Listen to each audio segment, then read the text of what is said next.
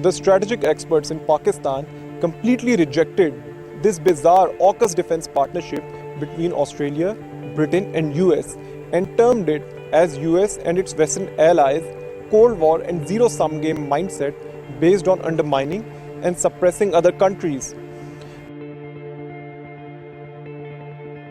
I find a contradiction here because I was listening to President Biden's speech at the UN General Assembly, where he said that we do not want a Cold War.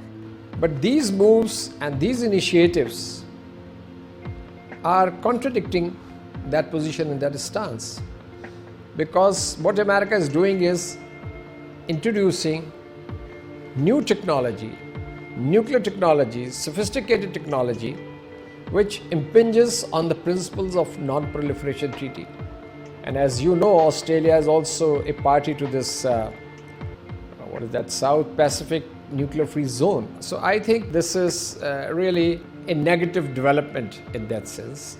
It is zero-sum. See, in this deal is talking about the English-speaking nations getting together. The major powers to basically go for a Cold War mentality in the 21st century, where you need cooperation among the major countries for dealing with urgent global issues.